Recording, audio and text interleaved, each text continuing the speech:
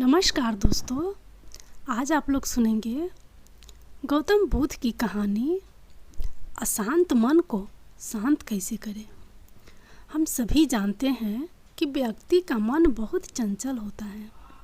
यही कारण है कि मन अशांत रहता है और कई तरह के सवालों का जन्म भी अशांत मन के कारण ही होता है। यदि आप जीवन में शांति चाहते हैं तो इसके लिए ज़रूरी है मन को शांत करना। लेकिन मन को शांत कैसे किया जाए, गौतम बुद्ध से जुड़ी इस कहानी के माध्यम से आप जान सकते हैं कि मन को शांत करने का क्या तरीका है। इसमें भगवान गौतम बुद्ध द्वारा मन को शांत करने के आयामों के बारे में बताया गया है। जानते हैं इस कहानी के बारे में, जिससे आपका जीवन बदल जाएगा। एक बार एक लड़का गौतम बुद्ध के पास जाकर कहता है, मेरे जीवन में बहुत अशांति है, कृपया करके आप मेरा मार्गदर्शन कीजिए जिससे कि मैं इस अशांति से छुटकारा पा सकूं। गौतम बुद्ध लड़के से जीवन की अशांति का कारण पूछते हैं। लड़का उत्तर देता है, अत्यधिक विचारों के कारण मेरे भीतर बहुत सारे विचार आते हैं जिससे मेरा मन अशांत रहता है। बुद्ध मुस्कुराते हुए कहते हैं, ऊपर आकाश की ओर देखो और बताओ कि तुम्हें सूर्य दिख रहा है। लड़का ऊपर देखता है और कहता है, धूप दिख रहा है। बुद्ध उससे पूछते हैं कि अगर तुम लगातार धूप में खड़े रहोगे तब क्या होगा। वह कहता है, मुझे अत्यधिक गर्मी लगेगी और शरीर में बेचैनी होगी। बुद्ध लड़के से कहते हैं कि अगर धूप में खड़े रहने से तुम्हें गर्मी लगती है तो इसमें दोष किसका है, सूर्य के ताप का या तुम्हारा। लड़का कुछ सोचने के बाद कहता है, इसका जवाब आप भी बताइए। बुद्ध कहते हैं, सूर्य का काम है ताप देना और ताप का काम है गर्मी लगना। ऐसे में तो दोष तुम्हारा ही है कि तुम धूप में जाकर खड़े हुए जिससे कि तुम्हें गर्मी लगी। तुम्हें अगर शीतलता चाहिए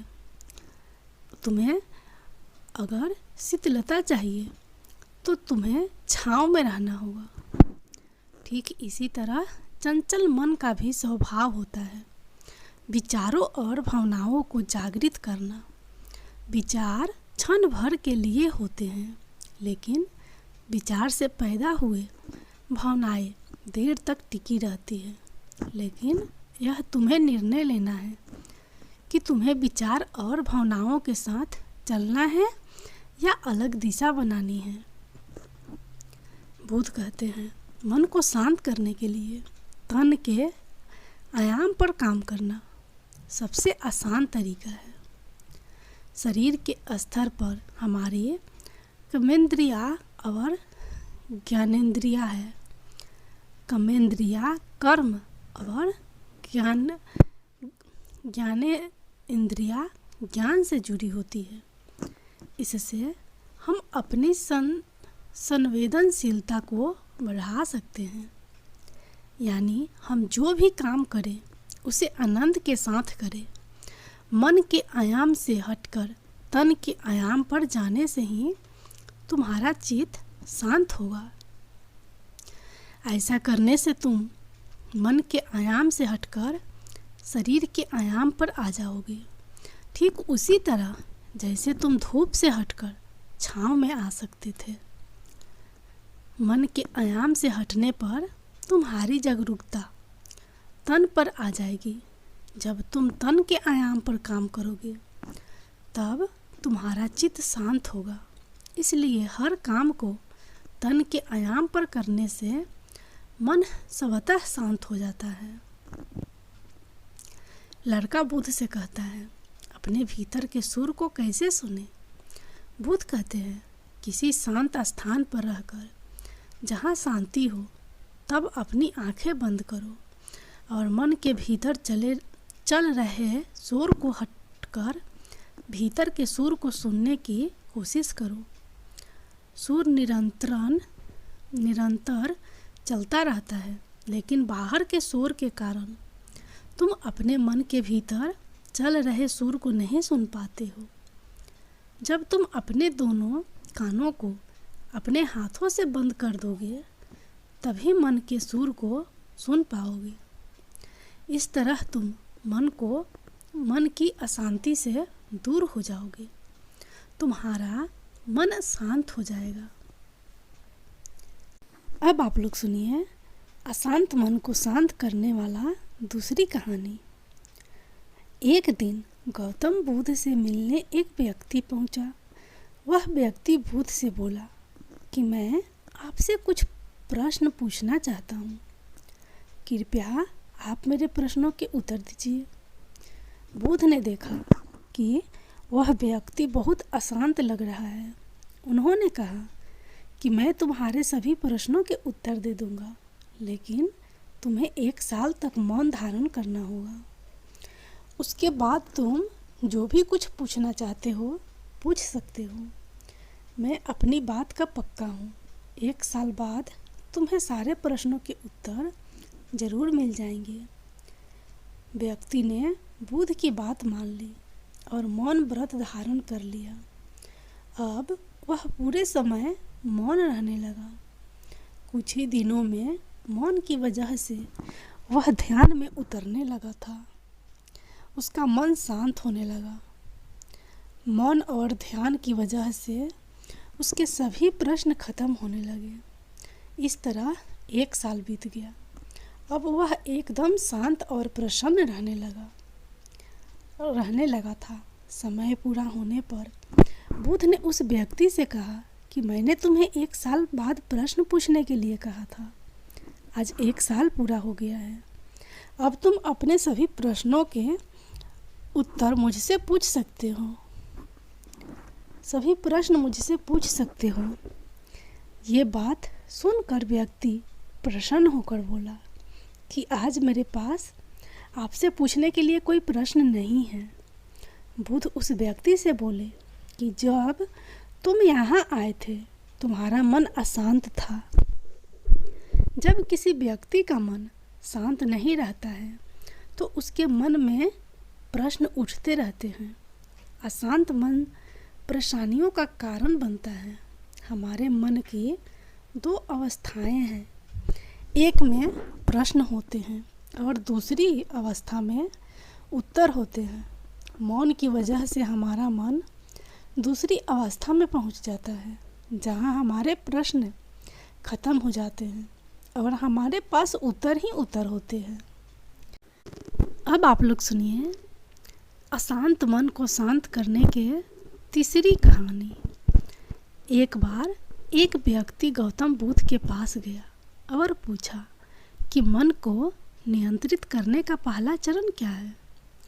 बुद्ध कहते हैं अपने मन को समझने का पहला चरण है इसके द्वारा किए गए लालच की व्यर्थता को देखना समझना। दरअसल जब मन अशांत होता है तो कई तरह के लालच देता है, और जिसने मन द्वारा दिए इन लालचों को पहचान लिया, समझ लो कि उसने मन को समझने का पहला चरण समझ लिया। फिर व्यक्ति बुद्ध से पूछता है कि लेकिन हमें यह कैसे पता चलेगा हमारा मन हमें लालच दे रहा है और वह लालच व्यर्थ है। इसका जवाब देते हुए बुद्ध कहते हैं मनुष्य मन के लालच से जिस कार्य को अतिपूर्वक करता है उसमें उसे हानि ही होती है, और हानि के बाद ही उसे अनुभव होता है।